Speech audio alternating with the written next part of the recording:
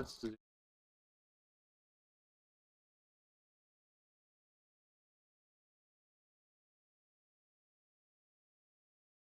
Yeah, right at the end of the book today. Part 5. So we've finished Robert Nozick and the Immaculate Conception of the State, which was a lot of fun, and F.A. Hayek, Concept of Coercion. Less fun. This felt, the response to Hayek felt more polite, but the one against Nozick was very, very firm. The way that you respond to someone that you don't like. But yeah, toward a theory of strategy for liberty. I wonder if he's going to go the secessionist route, because that seems to be the consensus view. Also gonna get the music going. I need to turn it down. It's very windy today. My house is shaking. And I'm gonna have some alcohol. I have a 10 a.m. start at work tomorrow. And I have 3 weeks till the missus comes here. That'll be fun.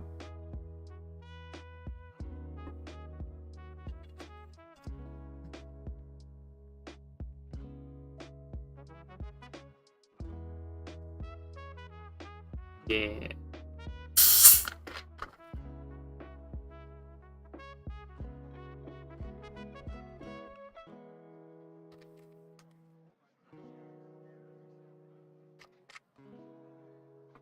After this, I might play some RuneScape, because I got an Araxor task. I'm not great at it, but you know how it is.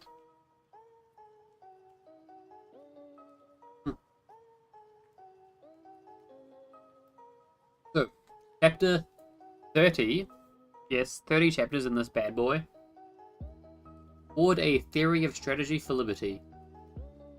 The elaboration of a systematic theory of liberty has been rare enough, but exposition of a theory of strategy for liberty has been virtually non-existent. Indeed, not only for liberty, strategy toward reaching any sort of desired social goal has been generally held to be catch as catch can. Okay, help me out here, Google. Catch as catch can.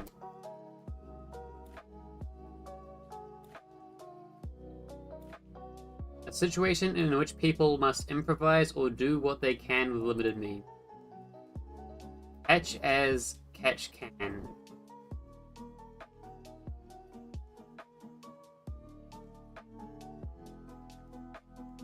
Okay. A matter of hit or miss experimentation, of trial and error. Yet, if philosophy can set down any theoretical guidelines for a strategy for liberty, it is certainly its responsibility to search for them. But the reader should be warned that we are setting out on an uncharted sea. So he could be wrong. We like humility. The responsibility of philosophy to deal with strategy, the problem of how to move from the present, any present, mixed state of affairs to the goal of consistent liberty, is particularly important for a libertarianism grounded in natural law. For, as the libertarian historian Lord Acton realized, natural law and natural rights... Damn, what is going on? Natural rights theory provide an iron benchmark with which to judge and to find wanting any existing brand of statism. In contrast to legal positivism or to various brands of historicism, natural law provides a moral and political higher law with which to judge the edicts of the state. As we have seen above, natural law, properly interpreted, is radical rather than conservative, an implicit questing after the reign of ideal principles. As Acton wrote, classical liberalism, liberalism wishes for what ought to be, irrespective of what is. Hence, as Himmelfarb writes of Acton, The past was allowed no authority except as it happened to conform to morality. Further, Acton proceeded to distinguish between Whiggism and liberalism, between in effect conservative adherence to the status quo and radical libertarianism. British. Is Whig's British? Whig. What is Whiggism? Parliamentarian, yeah, English.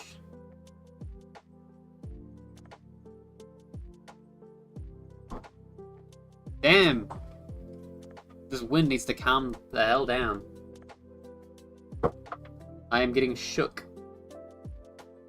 The Whig governed by compromise. The liberal begins the reign of ideas. How to distinguish the Whigs from the liberal? One is practical, gradual, ready for compromise. The other works out a principle philosophically. One is a policy aiming at a philosophy, the other is a philosophy seeking policy. Libertarianism, then, is a philosophy seeking a policy. But what else can a libertarian philosophy say about strategy, about policy? In the first place, surely, again in Acton's words, it must be said that liberty is the highest political end, the overriding goal of libertarian philosophy. Highest political end, of course, does not mean highest end for man in general. Indeed, every individual has a variety of personal ends and differing hierarchies of importance for these goals on his personal scale of values. Political philosophy is that subset of ethical philosophy which deals specifically with politics, that is, the proper role of violence in human life, and hence the explication of such concepts as crime and property. Indeed, a libertarian world would be one in which every individual would at last be free to seek and pursue his own ends, to pursue happiness, in the felicitous Jeffersonian phrase. It might be thought that the libertarian, the person committed to the natural system of liberty, in Adam Smith's phrase, almost by definition holds the goal of liberty as his highest political end. But this is often not true. For many libertarians, desire for self-expression, or for bearing witness to the truth of the excellence of liberty, frequently takes precedence over the goal of the triumph of liberty in the real world. Yet surely, as will be seen further below, the victory of liberty will never come to pass unless the goal of victory in the real world takes precedence over more aesthetic and passive considerations.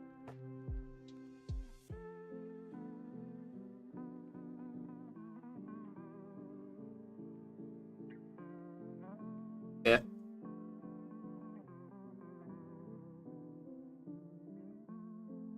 If liberty should be the highest political end, then what is the grounding for that goal? It should be clear from this work that, first and foremost, liberty is a moral principle grounded in the nature of man. In particular, it is a principle of justice, of the abolition of aggressive violence in the affairs of men. Hence, be grounded and pursued adequately, the libertarian goal must be sought in the spirit of an overriding devotion to justice. But to possess such devotion on what may well be a long and rocky road, the libertarian must be possessed of a passion for justice, an emotion derived from and channeled by his rational insight into what natural justice requires. Justice, not the weak reed of mere utility, must be the motivating force if liberty is to be attained. If liberty is to be the highest political end, then this implies that liberty is to be pursued by the most efficacious means, i.e., those means which most speedily and thoroughly arrive at the goal. This means that the libertarian must be an abolitionist, i.e., he must wish to achieve the goal of liberty as rapidly as possible, If he balks at abolitionism, then he is no longer holding liberty as the highest political end. The libertarian, then, should be an abolitionist who would, if he could, abolish instantaneously all invasions of liberty. Following the classical liberal Leonard Read, who advocated immediate and total abolition of price and wage controls after World War II, we might refer to this as the button-pushing criteria. Thus, Read declared that, if there were a button on this rostrum, the pressing of which would release all wage and price controls instantaneously, I would put my finger on it and push. The libertarian, then, should be a person who would push a button, if it existed, the instantaneous abolition of all invasions of liberty. Not something, by the way, that any utilitarian would ever be likely to do.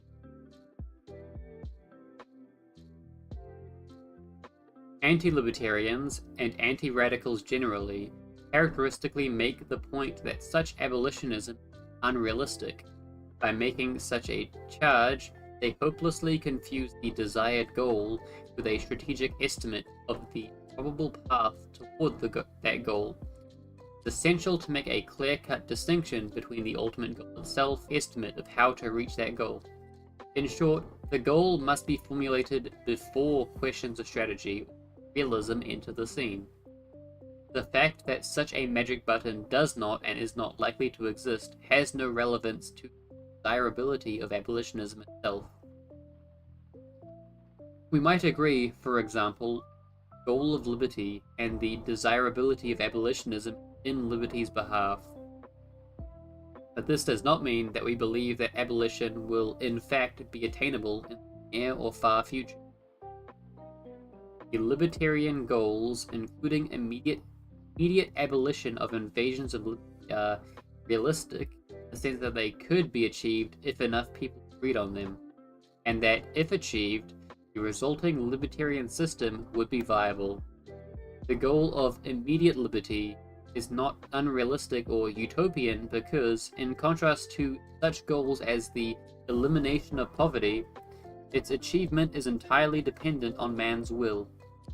If, for example, everyone suddenly and immediately agreed to the overriding desirability of liberty, then total liberty would be immediately achieved.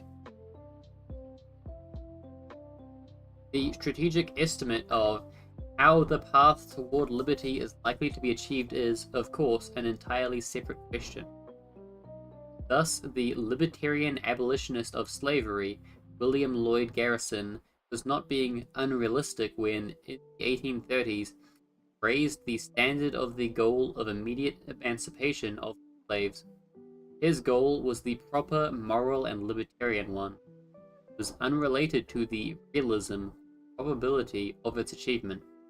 Indeed, Garrison's strategic realism was expressed by the fact that he did not expect the end of slavery to arrive immediately or at a single blow. As Garrison carefully distinguished, urge immediate abolition as earnestly as we may, it will, alas, be gradual abolition. We have never said that slavery would be overthrown by a single blow, that it ought to be, we shall always contend. Otherwise, as Garrison trenchantly warned, gradualism in theory is perpetuity in practice. Gradualism in theory, in fact, totally undercuts the overriding goal itself. Its import, therefore, is not simply strategic, but in opposition to the end itself, and hence impermissible as any part of a strategy toward liberty.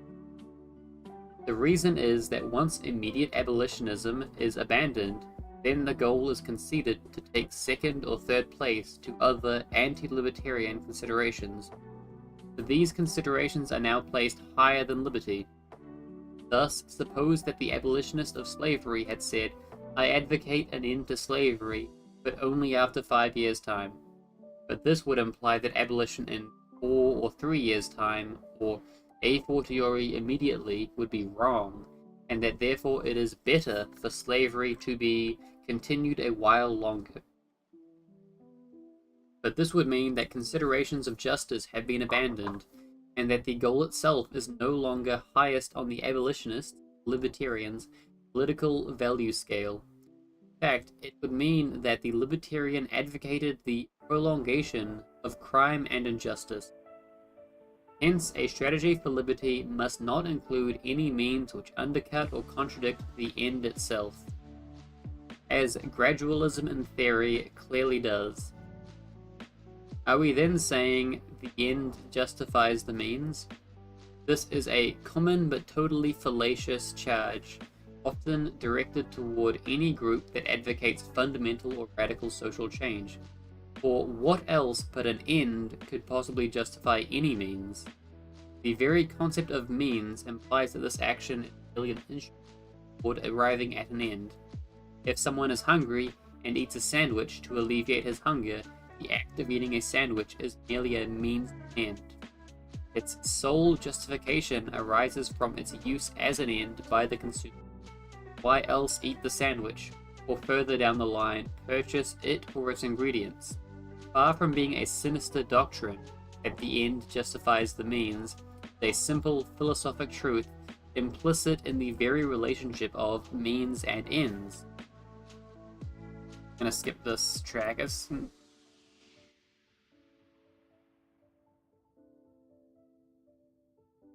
Man, this wind. What then do the critics of the end justifies the means truly mean when they say that bad means can or will lead to bad end? Wait. Truly mean when they say that bad means can or will lead to bad. What they are really saying is that the means in question will violate other ends. The critics deem to be more important or more valuable in the goal of the group being criticized. Thus, suppose that communists hold that murder is justified if it leads to a dictatorship by the vanguard party of the proletariat. The critics of such murder, or of such advocacy of murder, are really asserting not that the ends do not justify the means, but rather that murder violates a more valuable end, to say the least, namely, the end of not committing murder, or non-aggression against persons. And, of course, from the libertarian point of view, the critics would be correct. Hence, the libertarian goal, the victory of liberty, justifies the speediest possible means toward reaching the goal. But those means cannot be such as to contradict and thereby undercut the goal itself. We have already seen that gradualism in theory is such a contradictory. Another contradictory means would be to commit aggression, e.g. murder or theft, against persons or just property in order to reach the libertarian goal of non-aggression. But this too would be a self-defeating and impermissible means to pursue, for the employment of such aggression would directly violate the goal of non-aggression itself. If, then, the libertarian must call for the immediate abolition of the state as an organized engine of aggression, and if gradualism in theory is contradictory to the overriding end, and therefore impermissible, what further strategic stance should a libertarian take in a world in which states continue all too starkly to... Must the libertarian necessarily confine himself to advocating immediate abolition? Are transitional demands, steps toward liberty in practice, therefore illegitimate? Surely not. Realistically, there would be no hope of achieving the final goal. It is therefore incumbent upon the libertarian, eager to achieve his goal as rapidly as possible, to push the polity even further in the direction of the goal. Hey Google, what does polity mean?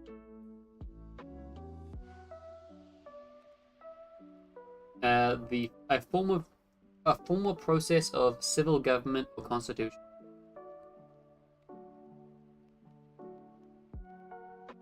I live in a parliamentary system, so we don't use that word.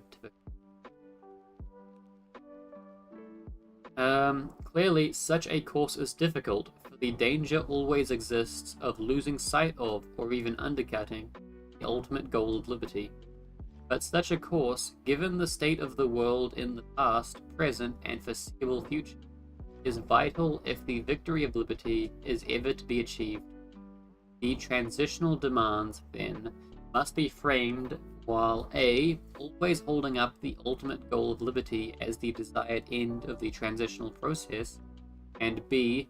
never taking steps or using means which explicitly or implicitly contradict that goal.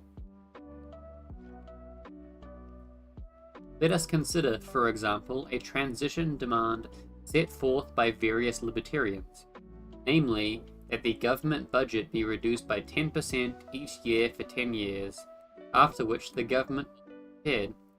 Such a proposal might have heuristic or strategic value, provided that the proposers always make crystal clear that these are minimal demands, and that indeed there would be nothing wrong. In fact, it would be all to the good.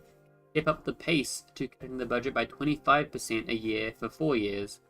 Or, most desirably, hey, Bart Simpson. 07. 007 like Bond or like 2007?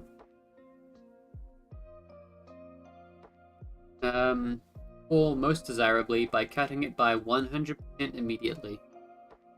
Yo, based reading Chad. I'm in the last chapter of this very long, very dry book.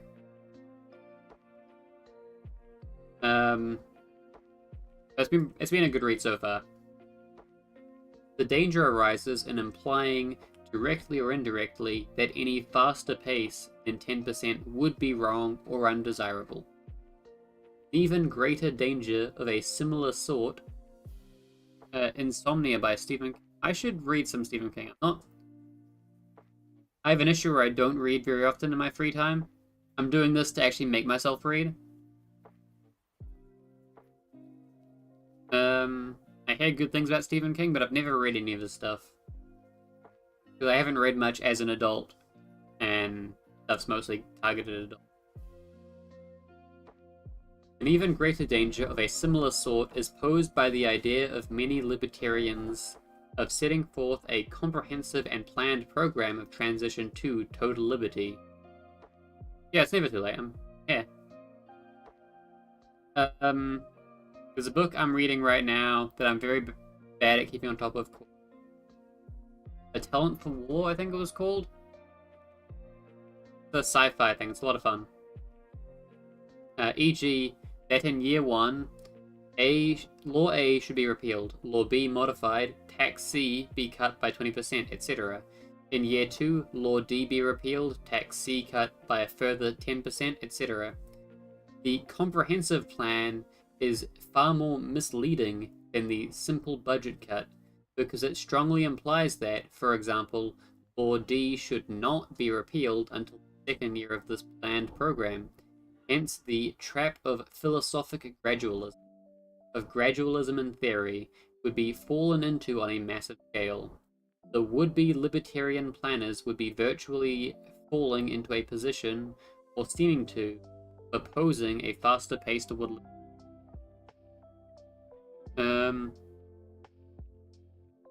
Yeah.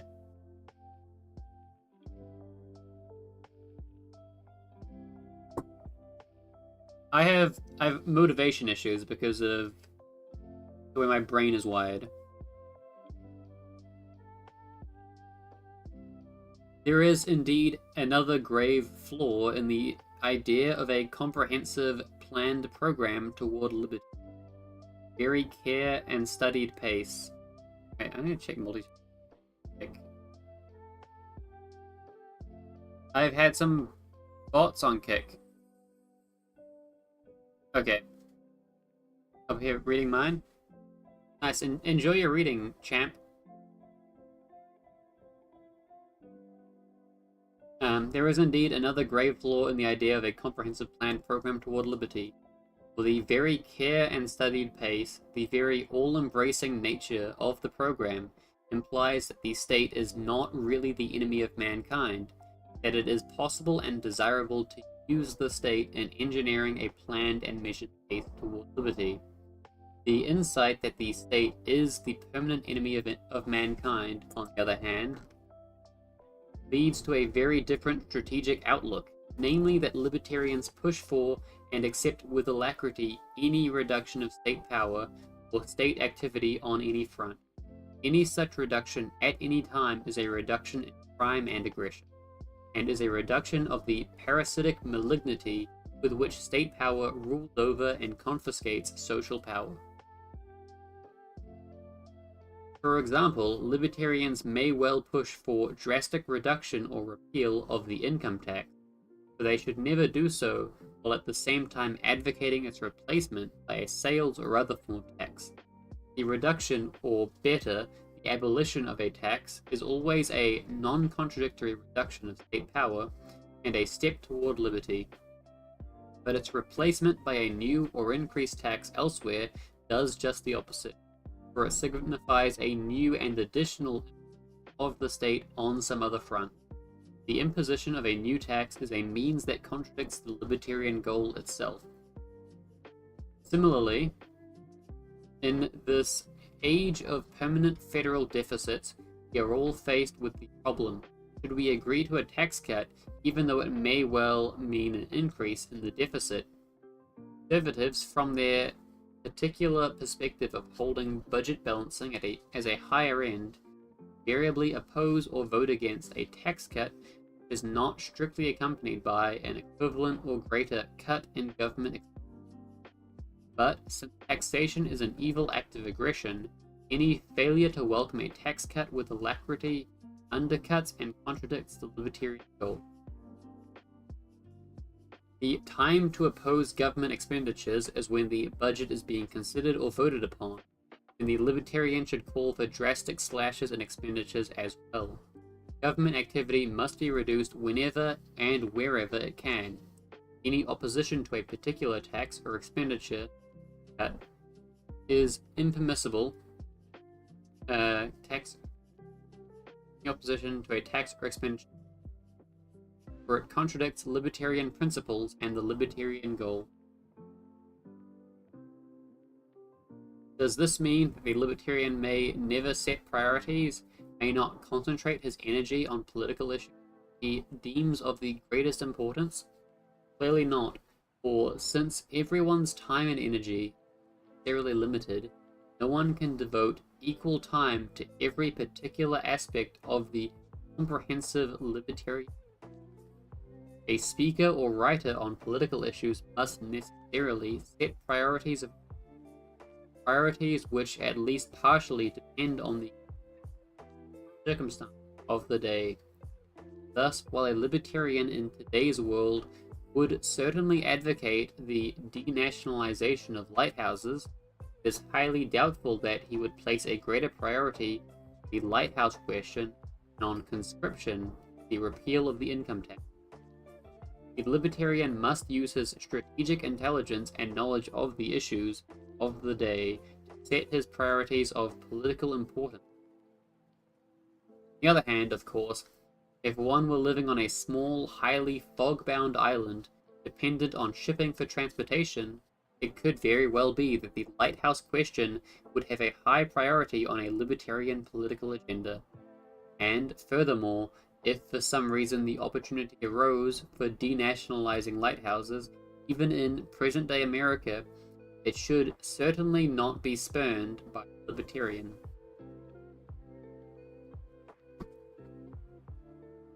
We conclude this part of the strategy question, then, by affirming that the victory of total liberty is the highest political end. That the proper groundwork for this goal is a moral passion for justice. That the end should be pursued by the speediest and most efficacious possible means. That the end must always be kept in sight as rapidly as possible, and that the means taken must never contradict the goal, whether by advocating gradualism, by employing or advocating any aggression against liberty, by advocating planned programs, or by failing to seize opportunity, reduce state power, or by ever increasing it in any area. The world, at least in the long run, is governed by ideas, and it seems clear that libertarianism is only likely to triumph if the ideas spread to and are adopted by a significantly large number. And so, education becomes a necessary condition for the victory of liberty. All sorts of education, from the most abstract systematic theories down to attention-catching devices that will attract the interest of potential converts. Education, indeed, characteristic strategic theory of classical liberalism. But it should be stressed that ideas do not float by themselves in a vacuum. They are influential only insofar as they are adopted and put forward by people. For the idea of liberty to triumph, then there must be an active group of dedicated libertarians, people who are knowledgeable in liberty and are willing to spread the message to others. In short, there must be an active and self-conscious libertarian movement. It may seem self-evident, but there has been a curious reluctance on the part of many libertarians to think of themselves as part of a conscious and ongoing movement, or to become involved in movement activity. Yet consider, has any discipline, set of ideas in the past, whether it be Buddhism or modern physics, able to advance itself and win acceptance without the existence of a dedicated cadre, Buddhists or physicists? Mention of physicists points up another requirement of a successful movement, the existence of professionals, of persons making their full-time career in the movement discipline in question. In the 17th and 18th, as modern physics emerged as a new science, there were indeed scientific societies which mainly included interested amateur friends of physics, as we might call them, who established an atmosphere of encouragement and support of the new discipline. But surely physics would not have advanced very far if there had been no professional people who made a full-time career of physics and, therefore, could devote all their energies to engaging in and advancing the discipline. Physics would surely still be a mere amusement for amateurs if the profession of physics had not developed. The wind is attracting me because my house is on a hill. Yet there are few libertarians, despite the spectacular growth of the ideas and of the movement in years, who recognize the enormous need development of liberty as a profession, as a central core for the advancement of both the theory and the condition of liberty in the real world. Every new idea and every new discipline necessarily begins with one or a few people and diffuses outward toward a larger core of converts, and even at full tide, given the wide variety of interests and abilities among men, there is bound to be only a minority among the professional core or cadre of libertarians. There is nothing sinister or undemocratic, then, in postulating a vanguard group of libertarians, any more than there is in talking of a vanguard of Buddhists, physicists. Hopefully this vanguard will help to bring about a majority or a large and influential minority of people adhering to, if not centrally devoted to, libertarian ideology. The existence of a libertarian majority among the American revolutionaries and in 19th century England demonstrates that the feat is not impossible. In the meanwhile, on the path to that goal, we might conceive of the adoption of libertarianism as a ladder or pyramid, with various individuals and groups on different rungs of the ladder, ranging upward from total collectivism or statism to pure liberty. If the libertarian cannot raise people's consciousness fully to the top rung of pure liberty, then he can achieve the lesser but still important goal of helping them advance a few rungs up the ladder. For this purpose, the libertarian may well find it fruitful to engage in coalitions with non-libertarians around the advancement of some singular ad hoc activity. Thus, the libertarian depending on his priorities of importance at any given condition of society, may engage in such united front activities with some conservatives to repeal the income tax, or with civil libertarians to repeal conscription, the outlawry of pornography, or of subversive speech. By engaging in such united fronts on ad hoc issues, the libertarian can accomplish a twofold purpose: A. Greatly multiplying his own leverage or a specific libertarian goal, since many non-libertarians are mobilized to cooperate in actions. B. To raise the consciousness of his coalition colleagues, to show them that libertarianism is a single interconnected system, and that a full pursuit of their particular goal requires the adoption of the entire libertarian schema. Thus, the libertarian can point out to the conservative that property rights or the free market can only be maximized and truly safeguarded if civil liberties are defended or restored, and he can show the opposite to the civil libertarian. Hopefully, this demonstration raise some of these ad hoc allies significantly up the libertarian ladder.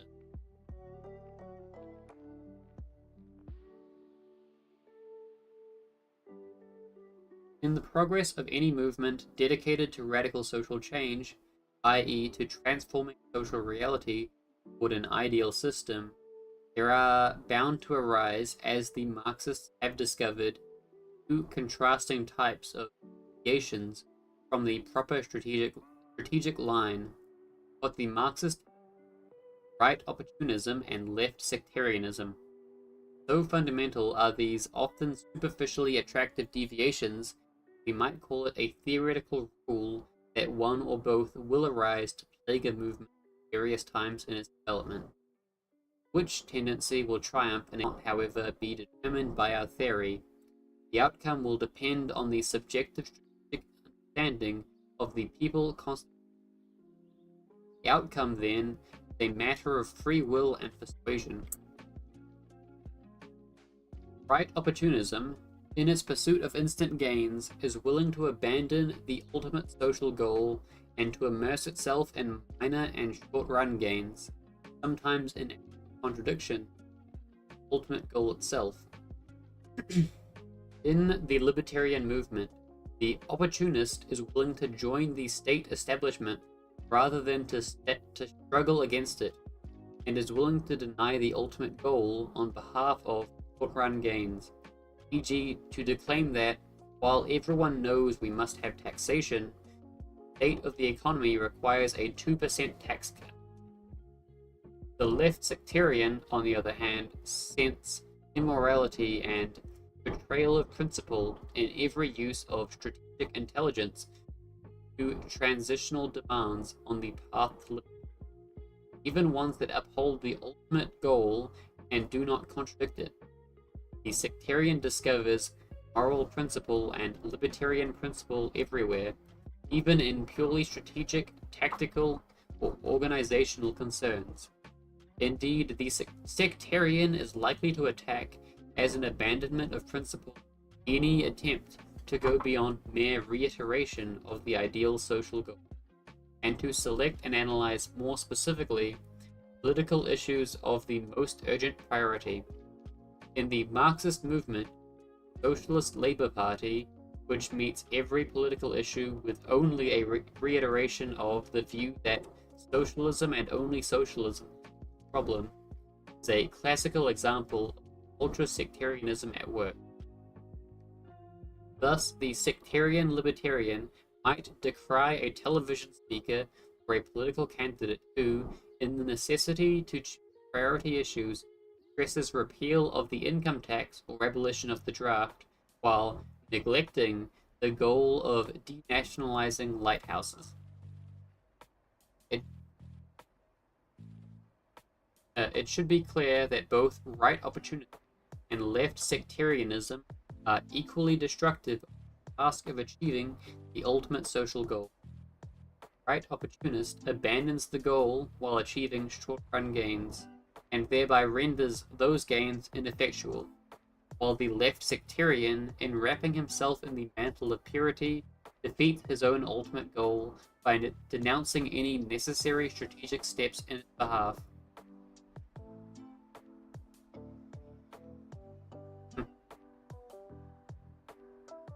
Sometimes, curiously enough, the same individual will undergo alternations from one deviation to the other, in each case scorning the correct plumb-line path, thus despairing after years of futile reiteration of his purity while making no advances in the real world.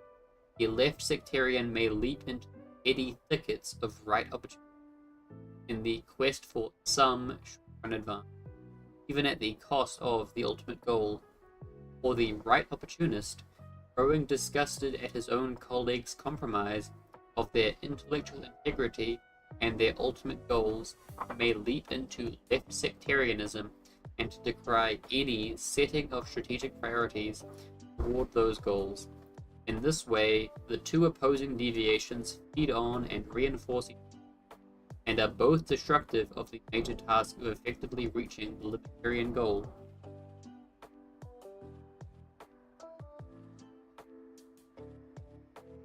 The Marxists have correctly perceived that two sets of conditions are necessary of any program of radical social change, what they call the objective and the subjective conditions.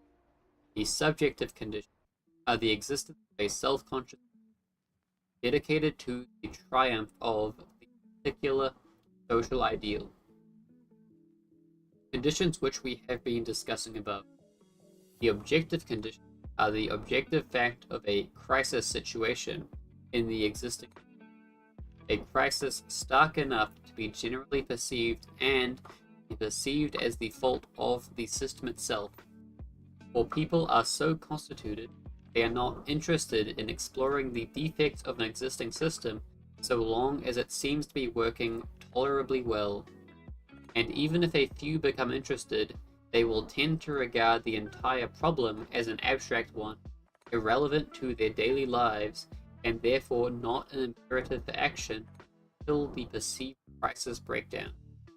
It is such a breakdown that stimulates a sudden search for new social alternatives, and it is then that the cadres of the alternative movement, objective conditions, must be available to supply that alternative, relate the crisis to the inherent defects of the self, and to point out how the alternative system would solve the existing crisis and prevent similar breakdowns in the future.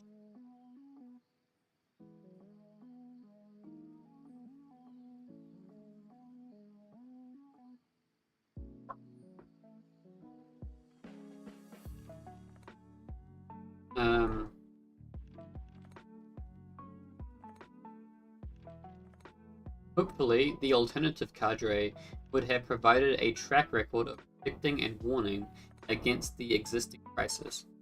Indeed, if we examine revolutions in the modern world, we'll find that every single one of them, A, was utilized by an existing cadre of seemingly prophetic ideologists of the alternative system, and B, was precipitated by a breakdown of the system itself. During the American Revolution, a broad cadre and mass of dedicated libertarians prepared to resist the encroachments of Great Britain in its attempt to end the system of salutary neglect of the colonies and to reimpose the chains of the British Empire. In the French Revolution, libertarian philosophers had prepared the ideology with which to meet a sharp rise of absolute burdens on the country caused by the government's fiscal crisis. In Russia in 1917, a losing war led to the collapse of the Tsarist system. Radical ideologists prepared for post-World War I Italy and Germany, post-war economic crises and wartime defeats created the conditions for the triumph of the fascist and national socialist alternatives. In China in 1949, The combination of a lengthy and crippling war and economic crisis caused by runaway inflation and price control allowed the victory of the both Marxists and libertarians, in their very different and contrasting way, believe that the inner contradictions of the existing system, the former case of capitalism, matter of statism and state intervention, will lead inevitably to its long-run collapse. In contrast to conservatism, which can see nothing but long-run despair attendant upon the steady decline of Western values from some past century, Marxism and libertarianism are both therefore highly optimistic, at least in the long run. The problem is, of course, for any living beings, is how they will have to wait for the long run to arrive. The Marxists, at least in the Western world, had to face the indefinite postponement of their hoped-for long run. Libertarians have had to confront a 20th century which has shifted from the quasi-libertarian system of the 19th to a far more statist and collectivist, in many ways returning to the despotic world as it existed before the classical liberal revolutions of the 17th and 18th. There are good and sufficient reasons, however, for libertarians to be optimistic in the short run as well as the long run, indeed for a belief that victory for liberty might be near. But in the first place, why should libertarians be optimistic even in the long run? After all, the annals of recorded history are a chronicle, in one civilization after another, centuries of varying forms of despotism, stagnation, and totalitarianism. May it not be possible that the great post-17th century thrust toward liberty was only a mighty flash in the be replaced by sinking back into grey and permanent despotism? Why are you not a streamer who makes dyslexics feel welcome? Many are. I don't know, a skill issue?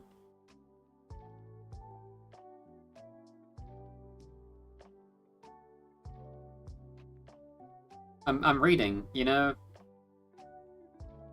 I can't, it's not a thing that I can do and have dyslexics, yeah.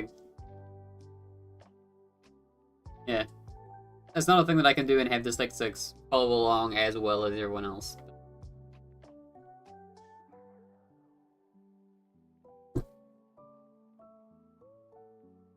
Anyway, flash in the pan sort of question was it? May it not be possible that the great post-17th century thrust toward liberty was only a mighty flash in the pan to be replaced by sinking back into a grey and permanent despotism? But such superficially plausible despair overlooks a crucial point: the new and irreversible conditions introduced by the Industrial Revolution of the late 18th and 19th centuries.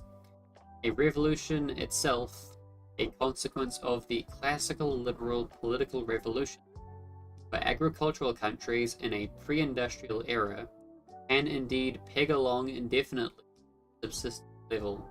Despotic kings, noble states tax the peasantry above subsistence and live elegantly off the surplus, while the peasants continue to toil for centuries at the bare minimum.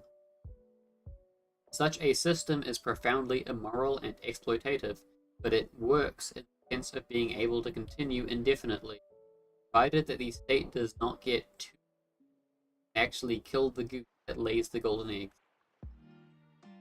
But fortunately for the cause of liberty, economic science has shown that a modern industrial economy cannot survive indefinitely under such strict conditions.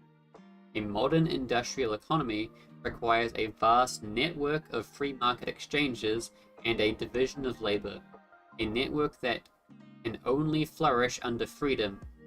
Given the commitment of the mass of men to an industrial economy and the modern standard of living that requires such industry, then the triumph of a free market economy and an end to statism becomes inevitable in the The late 19th and especially the 20th centuries have seen many forms of reversion to the statism of the pre-industrial era. These forms, notably socialism and various brands of state capitalism, in contrast to the frankly anti-industrial and reactionary conservatism of early 19th century Europe, have tried to preserve and even extend the industrial economy while scuttling the very political requirements, freedom and the free market, which are in the long run necessary for its survival. State planning, operation, controls, high and crippling taxation, and paper money inflation must all inevitably lead to the collapse of the statist economic system. And then the world is irreversibly committed to industrialism and its attendant living standards. And if industrialism requires freedom, libertarian must indeed be a long-run optimist. The libertarian triumph must inevitably occur. But why short-run optimism for the present day? Because it fortunately happens to be true that the various forms of statism imposed on the Western world during the first half of the 20th are now in process of imminent breakdown. The long run is now at hand. For half a century, statist intervention could wreak its depredations and not cause clear and evident crises and dislocations, because the quasi-laissez-faire industrialization of the 19th century had created a vast cushion against such depredations. The government could not impose taxes or inflation upon the system and not wreak evidently bad effect. But now, statism has advanced so far and been in power so long, cushion or fat has been exhausted. As economist Ludwig von Mises pointed out, the reserve fund, created by laissez-faire, has now been exhausted. Whatever the government does now leads to an instantaneous negative feedback that is evident to the formerly indifferent and even to many of the most ardent apologists for statism. In the communist countries in Europe, the communists themselves have increasingly perceived that socialist central planning simply does not work, particularly for an industrial economy. Hence the rapid retreat in recent years away from central planning and toward free markets. Throughout Eastern Europe, especially in Yugoslavia, in the Western world too, state capitalism is everywhere in a period of crisis, as it becomes perceived that, in the most profound way, the government has run out of money, that increasing taxes will cripple industry and incentives beyond repair, while increased printing of new money, either directly or through government, will lead to a disastrous runaway inflation. And so we hear more and more about the necessity of lowered expectations from government, even among the state's once most ardent champions. In West Germany, the Social Democratic Party has long abandoned the call for socialism. In Great Britain, suffering from a tax-crippled economy, aggravated inflation, the Tory party, for years in the hands of dedicated statists, has now been taken over by its free market-oriented faction, while even the Labour Party has begun to draw back from the planned chaos of developing statism. In the United States, conditions are particularly hopeful, for here, in the past few years, there has coincidentally occurred a systematic breakdown of statism across the board in economic, foreign, social, and moral policies, and b, a great and growing rise of a libertarian movement, fusion of libertarian ideas throughout the population among opinion molders and average citizens alike. Let us examine in turn both sets of necessary conditions for triumph.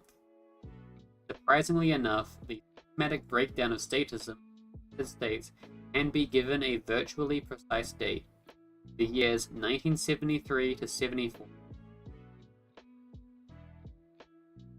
The breakdown has been particularly glaring in the economic sphere.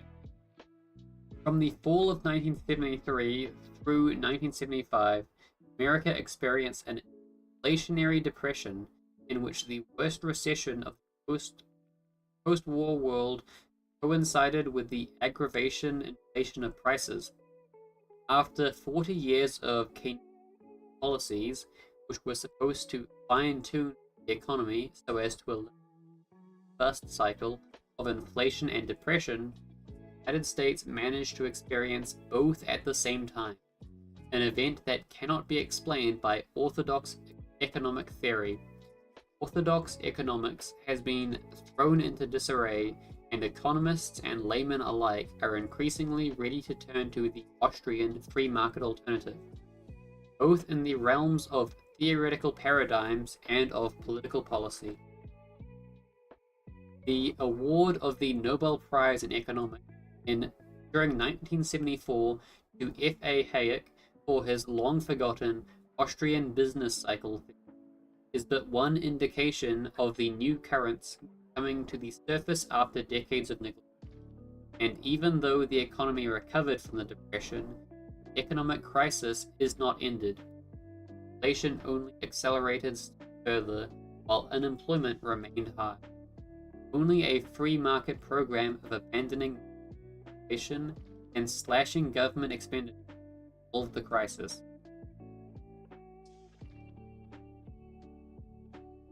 Partial financial default of the New York City government during 1975 and the victory of Proposition 13 in California in 1978 have highlighted for the entire country the fact that local and state reserve funds have been exhausted, and that government must at last begin a drastic cutback in its operations and expenditures. For higher taxes will drive businesses and middle-class citizens out of any given area. And therefore, the only way to avoid default will be radical cuts in expenditures. If default arrives, the result will be the same and more drastic, since access to bond markets in the future by state and local governments is possible.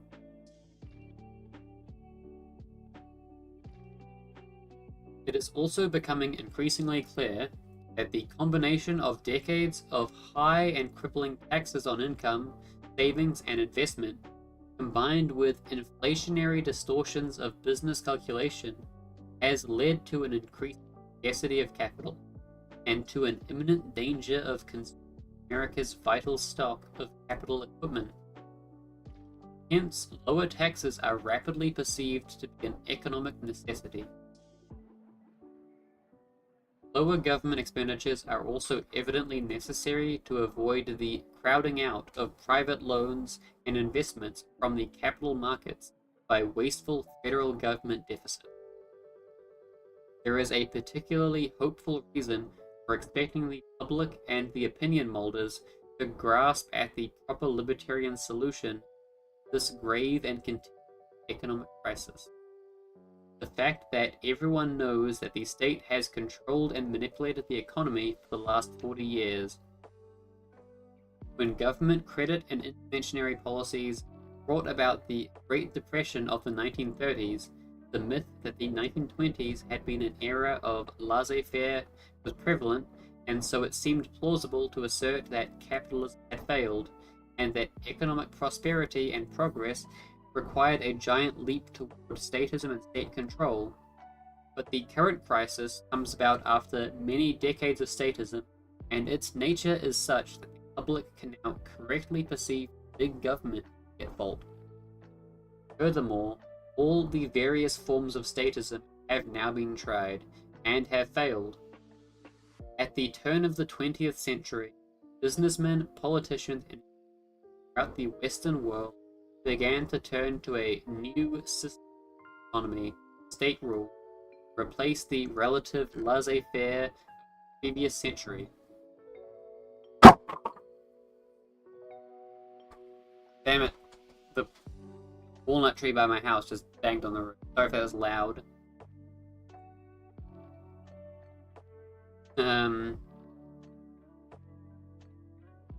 Such new and seemingly exciting panaceas as socialism, the corporate state, the welfare warfare state, etc., have all been tried and have manifestly failed.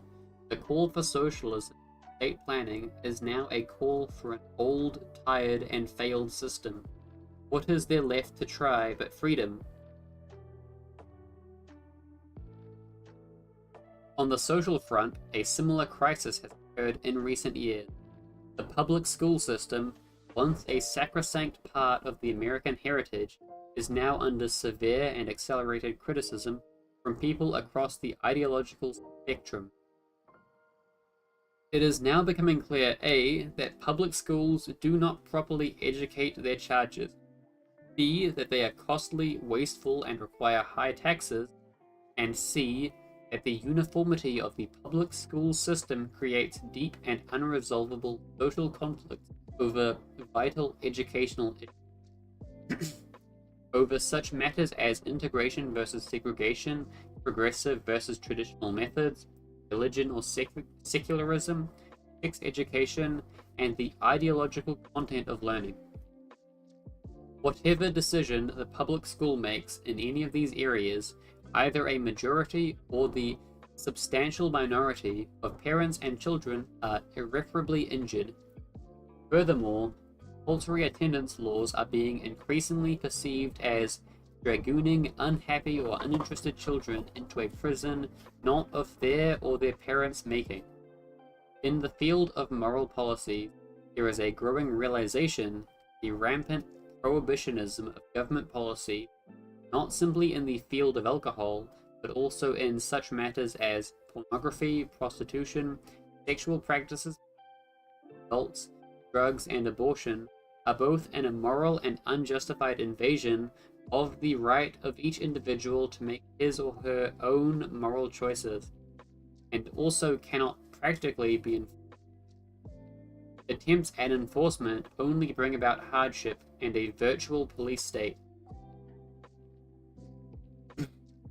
The time is approaching when prohibitionism in these areas of personal morality will be recognized to be fully as unjust and ineffective as in the case of alcohol.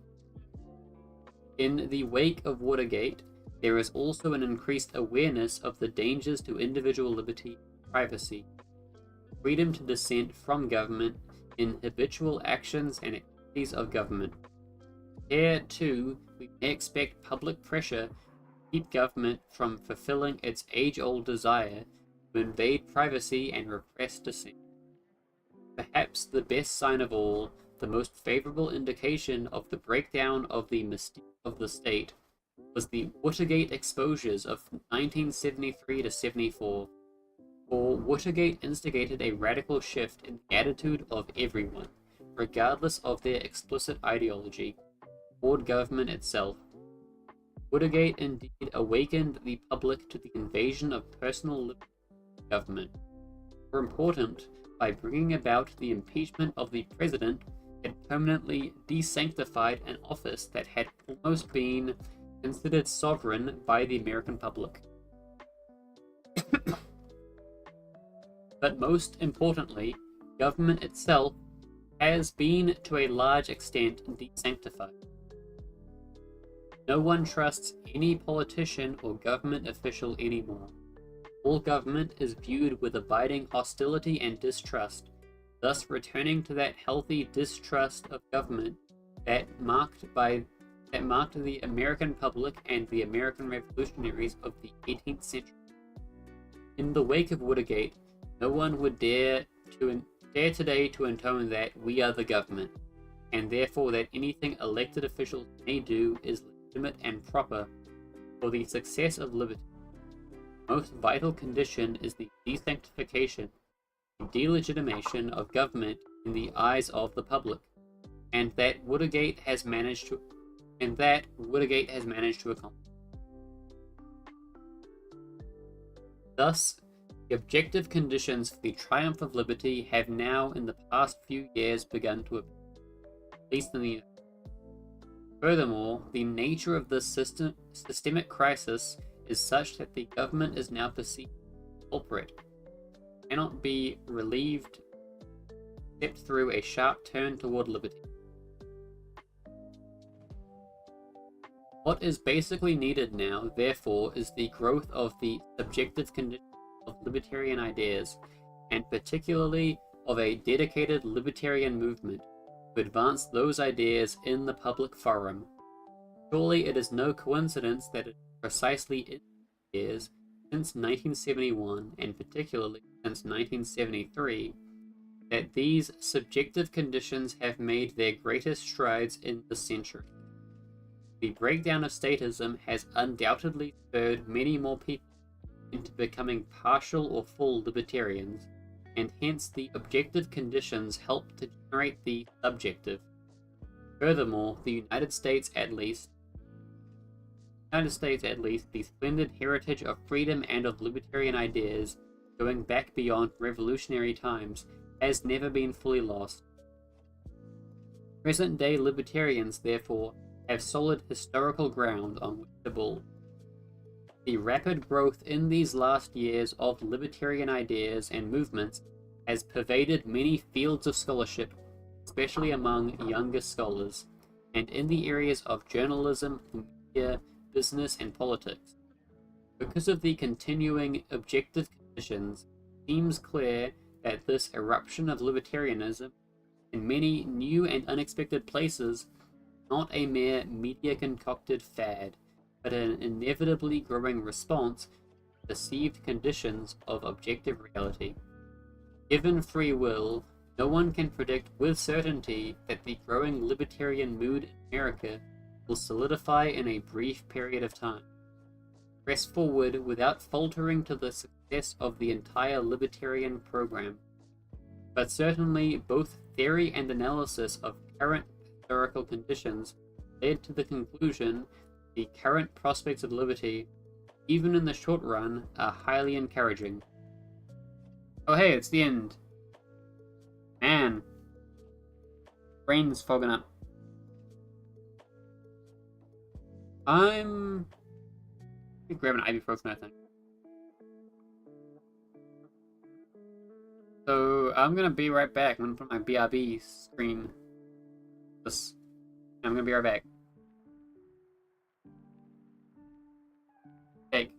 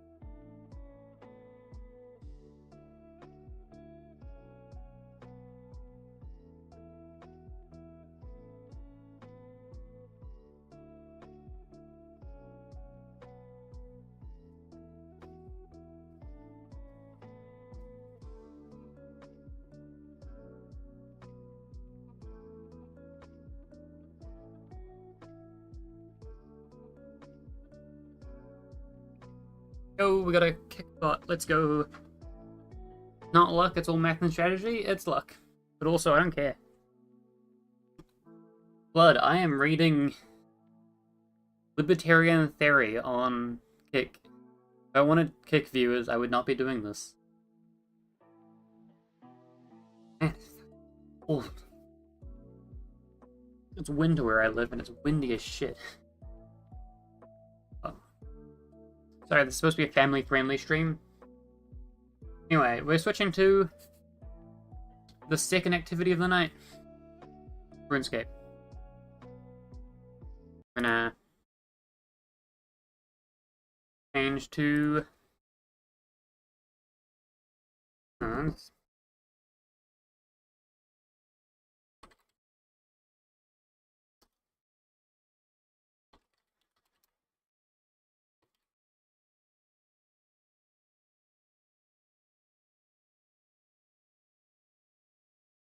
no.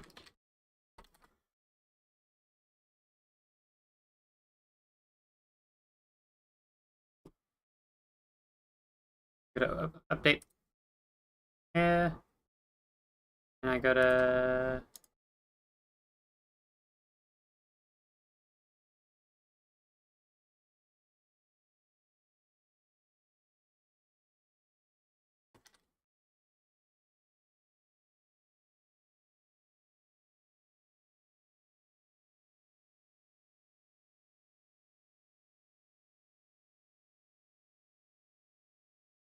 Yeah.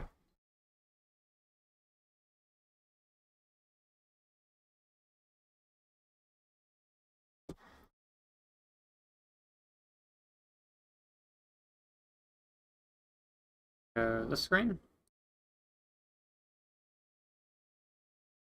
Where's the least information? Maybe the map? I forgot where I should be on the screen. Anyway, we're gonna be killing some Araxor today.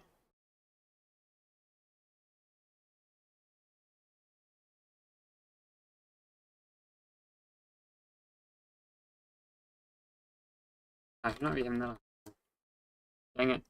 I also. Oh well.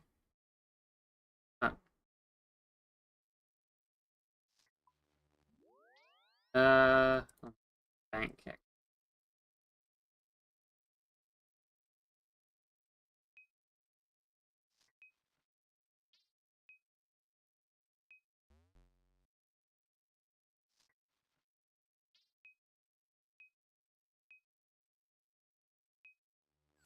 Okay. Wind. We love wind.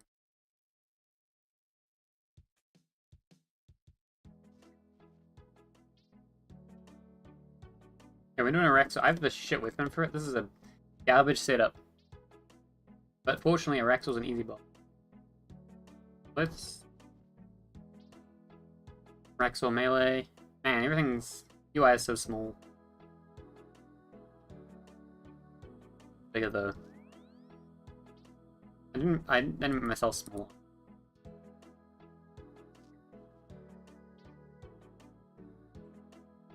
Yeah, that's good size. Okay. This stuff, I need to get out 5 prayer potions.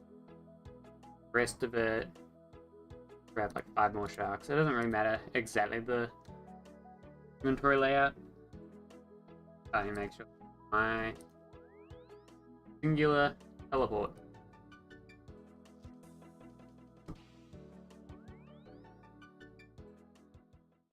There was a guy up front. Anyway, let's have a look at the stats. Total level 2200. Not settings. Oh no, UI scale is actually part of the main game. Right. Faces.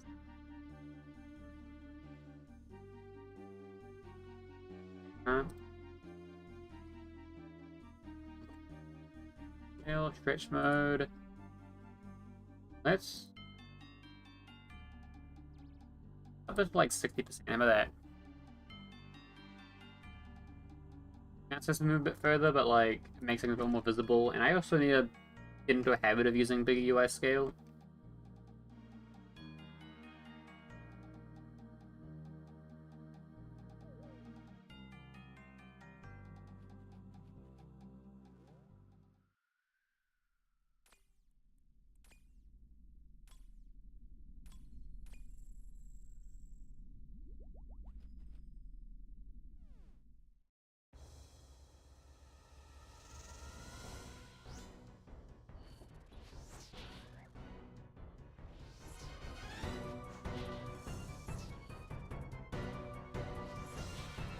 We're at green. We're on the green cycle.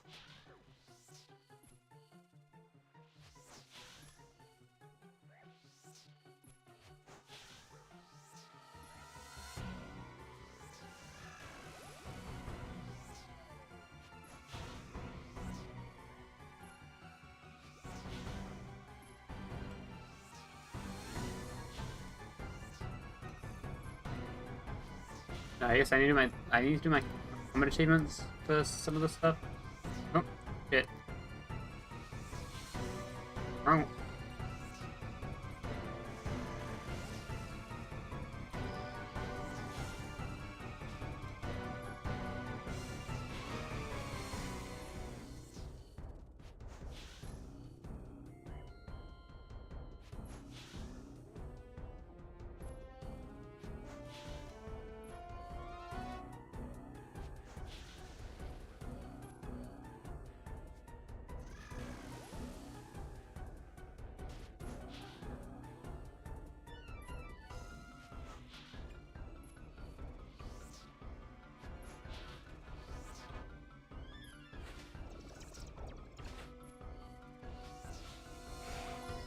I know I could turn off my melee prayer here, but I don't like that for some reason. I feel like it feels wrong.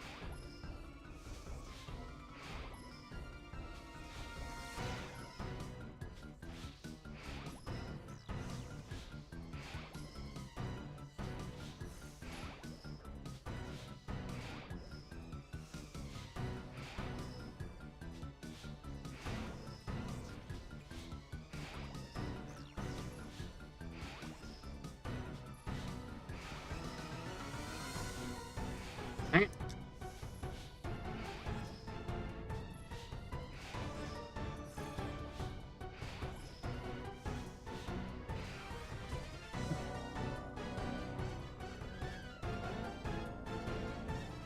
I've never listened to this. Turn down a bit. Like, I've got the nastiest log at this place. Almost 800 collection logs. Like, that's pretty cool. But like, hit 5 heads, only 1 item. And I only got this item recently, but I was, you know, I was starved for an item. I got a pit.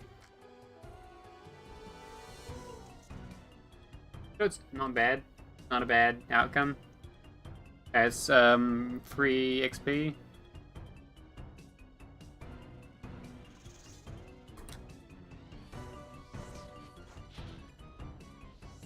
Hey, Blue.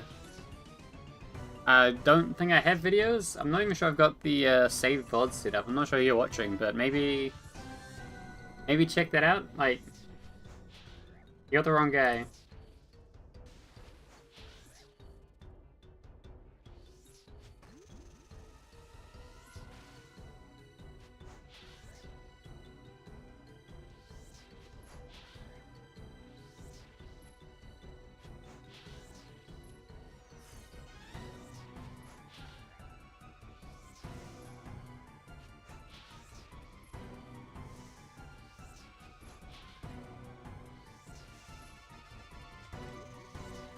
I am shredding him this time.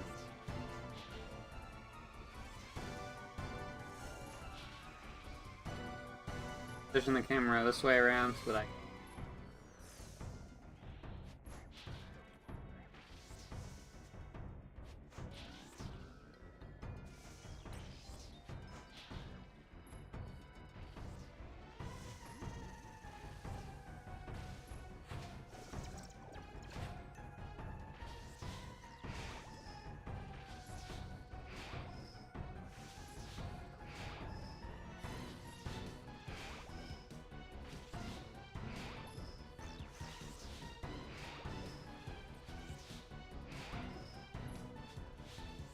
I couldn't quite set up the bomb right.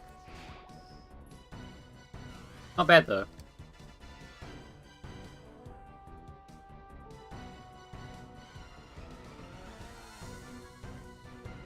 Right shields, garbage. So much garbage from this guy. Although, I mean, it makes sense. He lives in like the middle of the swamp. Like, where is he getting this stuff in the first place? The sleep villages? Maybe the Vias? Maybe like the occasional Via stumbles through and he like swipes their stuff. I'm gonna accept that as my answer.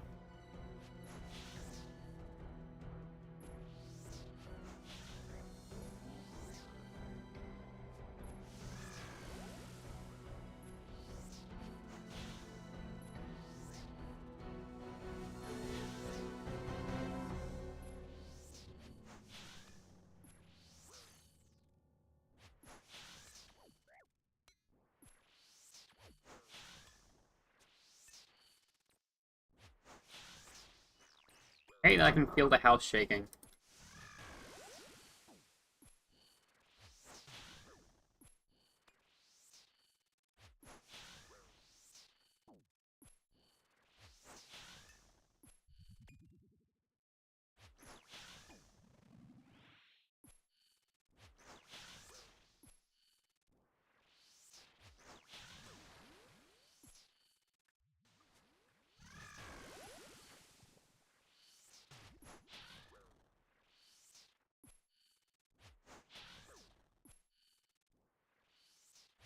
Come on, hit some like fatty heals.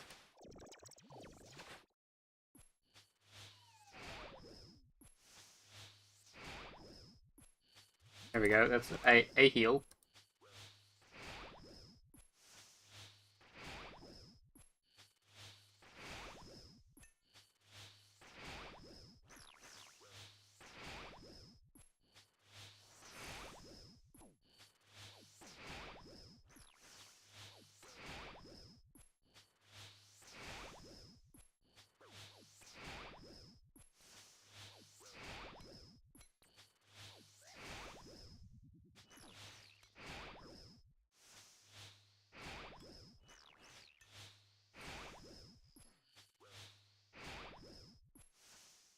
I thought I'd be able to hit more damage.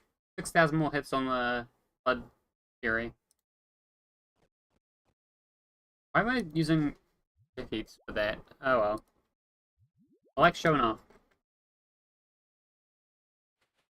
You logs. Eh. 162 on this task.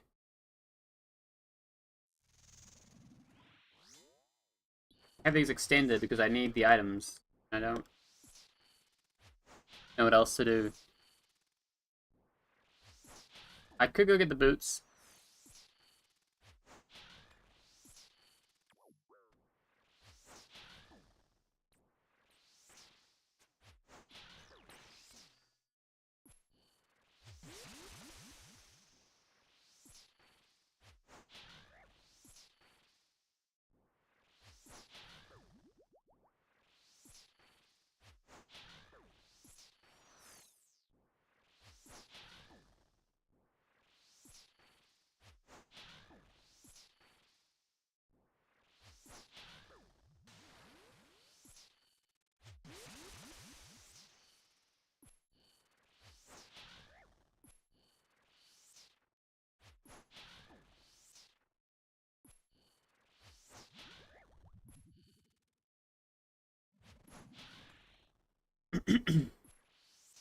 Yep. I mean, not much to add here from the boss.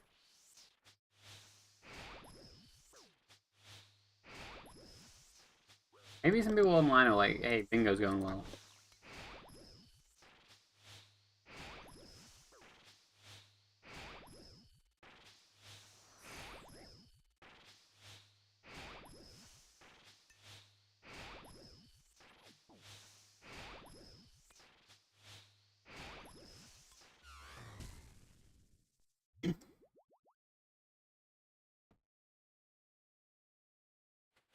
Ooh, double dragon plate legs.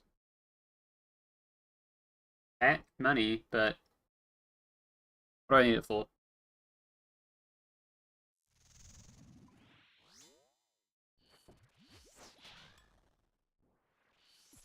I should more bet.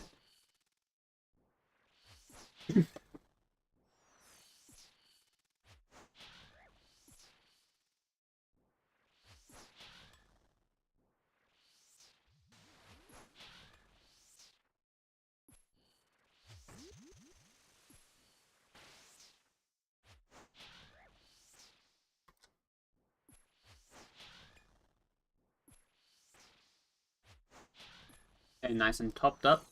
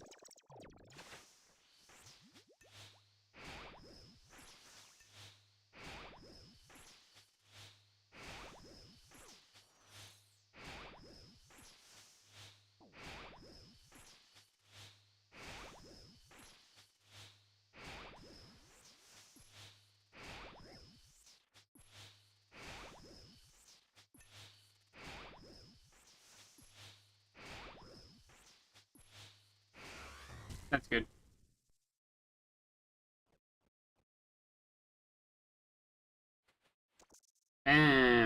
Great potion. Good stuff.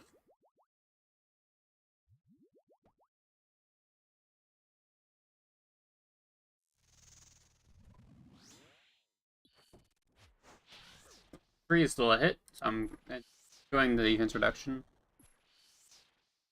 For a bit of weapon, spec weapon again. Well, I'm not actually sure.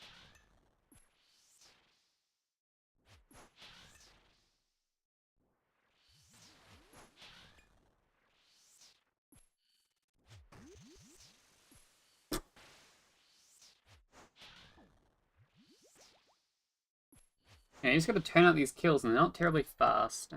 You know. Eh. And at the end, you get a cool bear, I guess. I don't know, the necklace would be good. Necklace would be good. It just takes forever.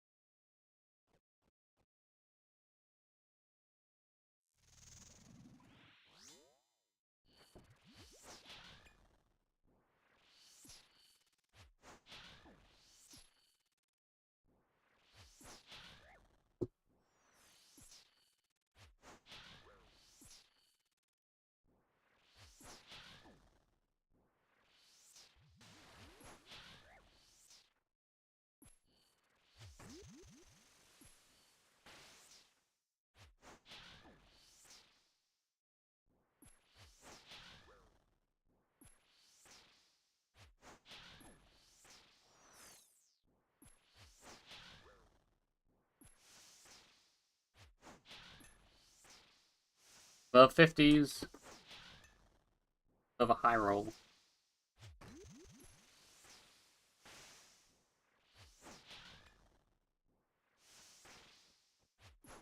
I think that's gonna be the last kill of the trip. You know, fine, because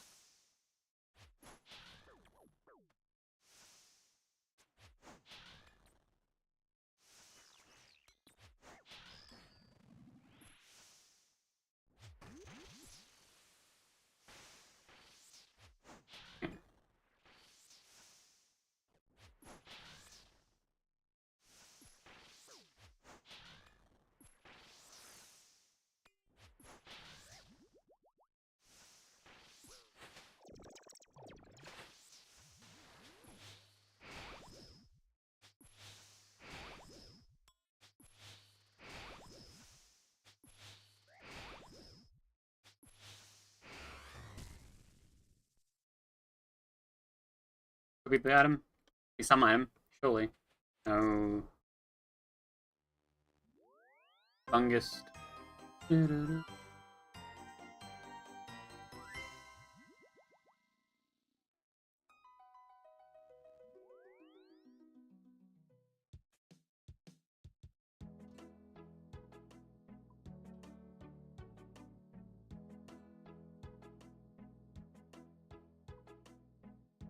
Free space.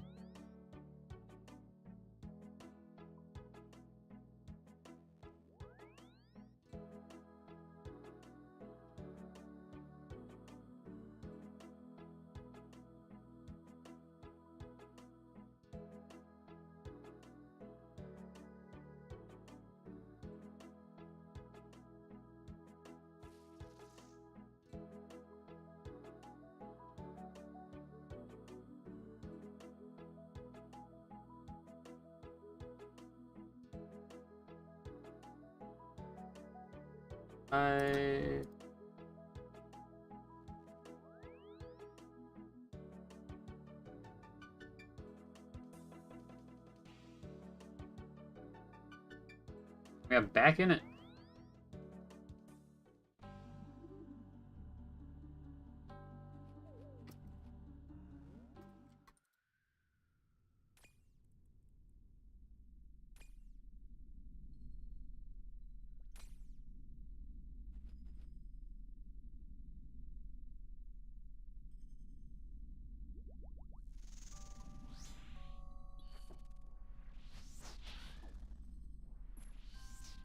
Ghostly Parole.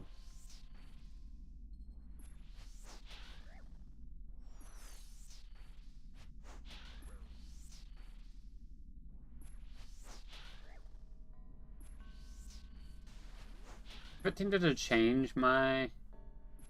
Yep, I'm not sure what to change.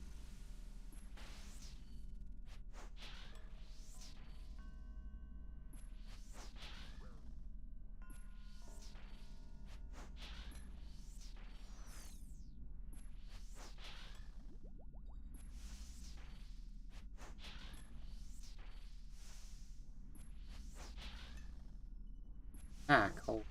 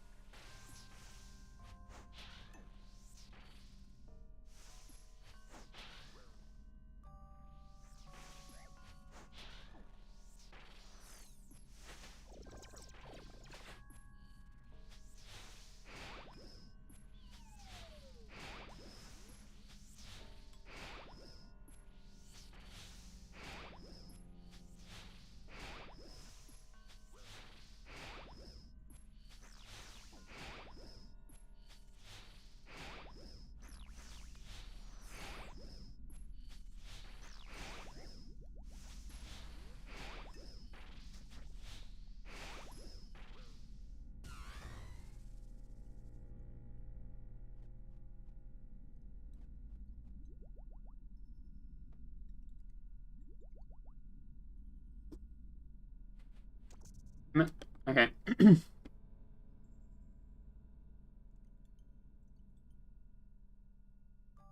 Any bosses that aren't in here?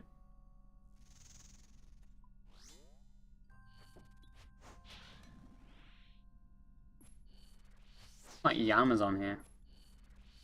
There's Nick's on here. Sorry. Yes, I give it.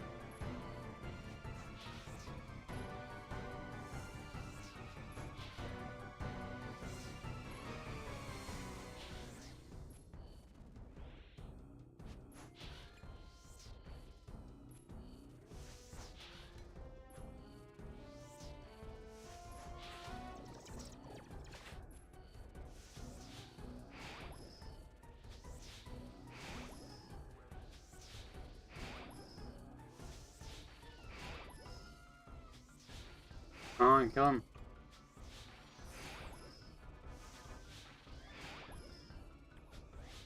Kill him.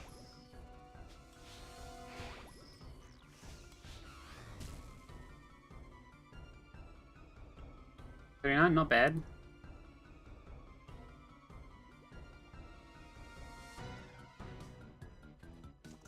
Earth orbs, garbage loot. I hate earth orbs.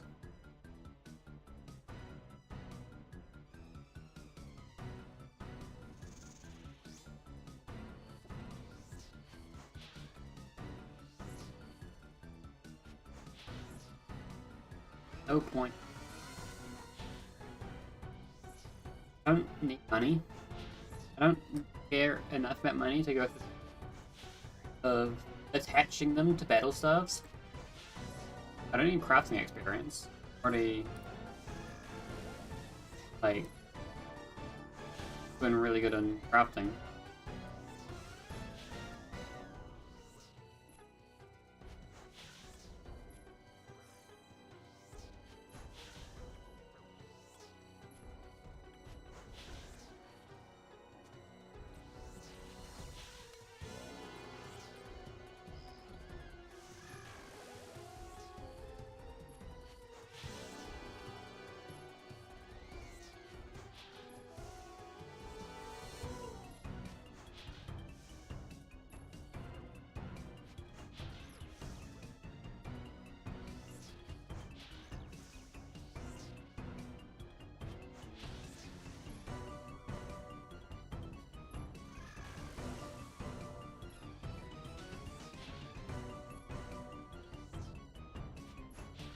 gonna run out of venom resist.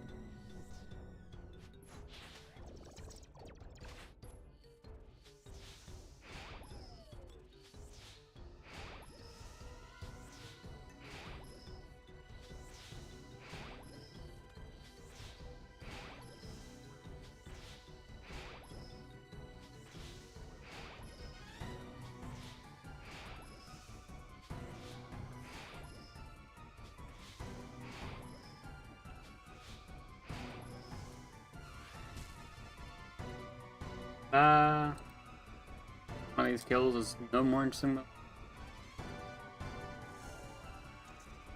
And the loot is not interesting until it gets interesting.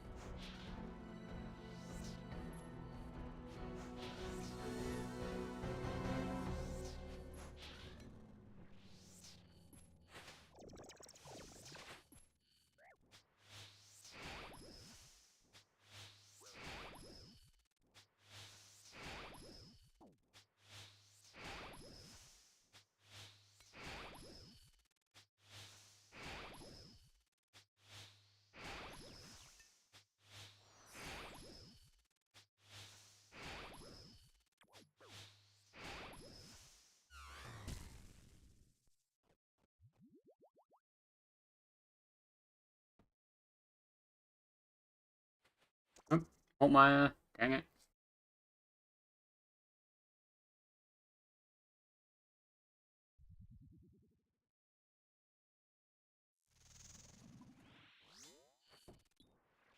Hate that.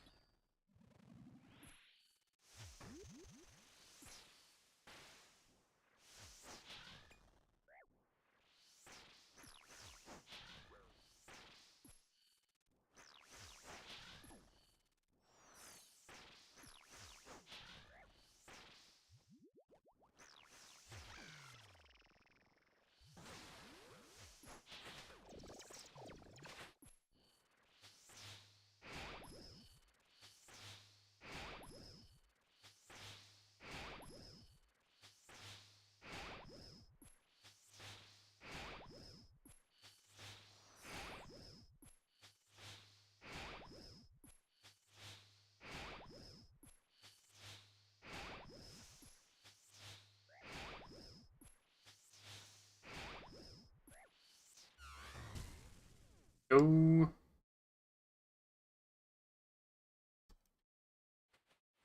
Ooh, okay, we're staying a bit longer.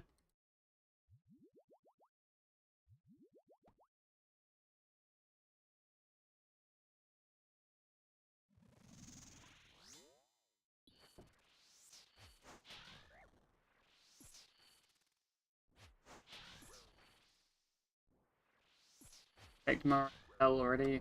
I got a headache now.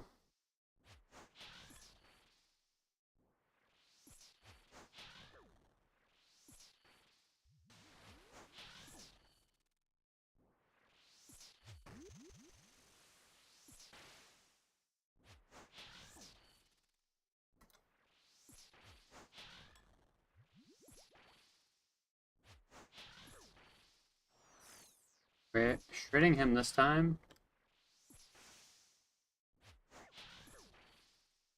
50.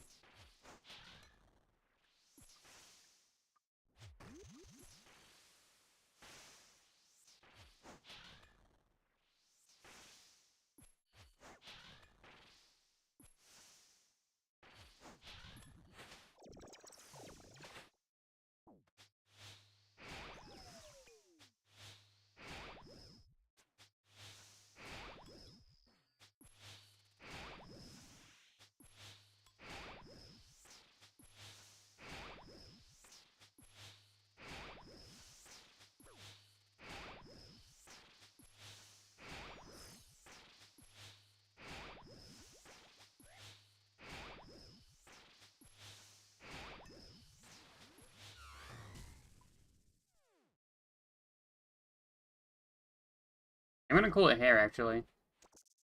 Alright.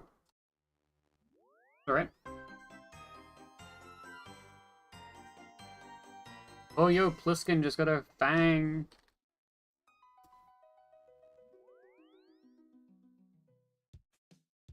Anyway. Good night, guys.